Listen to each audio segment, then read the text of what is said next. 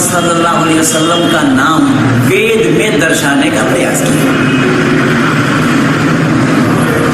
उन्हीं बातों को मैं सामने रखते हुए उनसे मैंने ये निवेदन किया कि हजरत मोहम्मद साहब का नाम वेद में कहाँ है? क्या आपको मालूम है कि वेद में किसी व्यक्ति विशेष के नाम की चर्चा या व्यक्ति विशेष के नाम का उल्लेख होना संभव है या नहीं है? It is also mentioned that Mahamud, Paigambar Muhammad, will be born in the Middle East and he would cleanse the people of corruption and bad habits there, and he will bring a new wave of devotion. This is mentioned thousands of years ago in the Hindu texts. In a Purana, one verse is there, one quote is there that such and such a person, a prediction was done about that.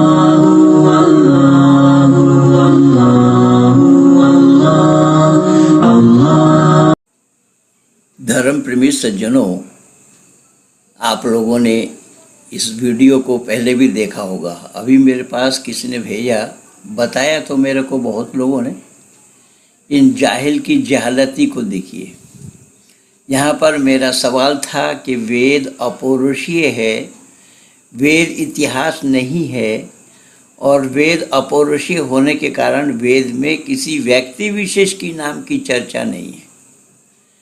अब ये कह रहे हैं कि वेद में मोहम्मद का नाम है। अब वो महेंद्र पाल आर्य को मुंह तोड़ जवाब दे रहा है रविशंकर। रविशंकर क्या जानता है वेद का? रविशंकर तो वेद का वो भी नहीं जानता है, और वो हवाला दे रहा है पुराणों का।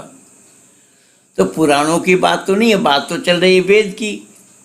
और कोई पुराणों में लिखा है, बता रहा है कि मोहम्मद का नाम पुराणों में आया है, जो करप्शन का विरोधी होगा और बैड हैबिट का विरोधी होगा। जो खुद करप्शन और बैड हैबिट उनमें था या नहीं, ये तो दुनिया के लोग जानते हैं।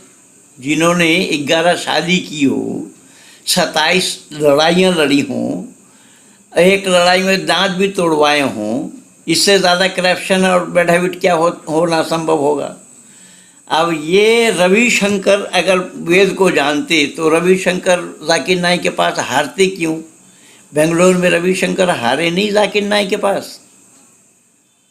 तो कहने का तात्पर्य यह है, जिस जाकिर नाइक का मैंने बोलती बंद करा रखा, जाकिर नाइक का पर्दाफाश और जयेश पटेल के साथ वार्ता, उसमें जाकिर नाइक समय दे करके भी नहीं आया।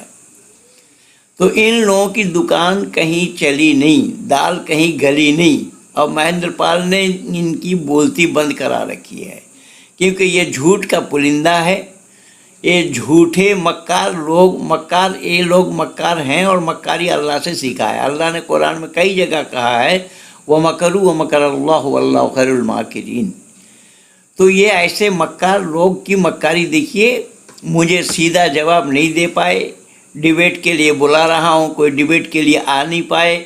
अब रविशंकर कहीं पुराणों से कुछ बोल रहा है, वो महेंद्र पाल का जवाब बता रहे हैं। मैंने बोला ना कि महेंद्र पाल का जवाब तुम्हारा 14 खानदान मिलकर के नहीं दे पाएंगे, और क़यामत तक मैं समय दे रखा हूँ। सामने आने की हिम्मत तो नहीं है। अभी रविशंकर को ला खड़ा किया। रविशंकर वेद का वह नहीं जानता है, वो पुराणों का हवाला दे रहा है। बात चल रही वेद की। और ये लोग जो ये जर्जिश फर्जिश जितने भी हैं ना, इनको मंत्र और श्लोक का ही भेद का पता नहीं। मंत्र किसको बोला जाता है और श्लोक किनको कहा जाता है। अभी रविशंकर के लिए कह रहे हैं कि आप जवाब सुनिए। मेरा महेंद्र पाल की बोलती बता रहा है। रविशंकर वेद का वो नहीं जानता है। रविशंकर क्या जवाब देगा? वो पुराणों की बात कर रहा है। तो पुराण वाले थोड़े जानते हैं वेद होता क्या है। तुम आओ ना। और रविशंकर का क्या मतलब है? अल्लाहू अल्लाहू बोल रहे हो तुम लोग। अल्लाहू वाले आओ, खुली चुनौती है। आओ, किसने इल्म किसके पास है, कौन जाना है। इसलिए याद रखो, वज़िद्दु कुल्लि इम्रिइन मा कान यजहरुहु वल जाहिलून लिअहलिल इल्म आज़ाहु।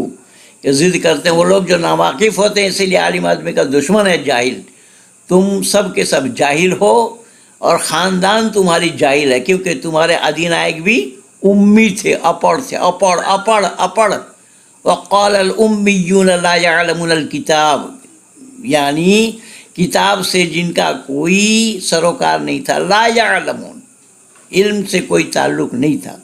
ऐसे ही तुम्हारे अधिनायक, तो तुम कहाँ से पढ़ोगे लिखोगे भाई? आ जाओ, सामने आओ, वेद में क्या है सामने आने पर पता लगेगा। रविशंकर को मत लाओ, रविशंकर वेद का जानता नहीं है, वो तो पुराण की बात कर रहा है। वेद का जानने वाला ले आओ ना सामने, तब ना पता लगेगा। सुनिए दुनिया वालों, ज़रा सुनिए इन्हीं की मक्कारी।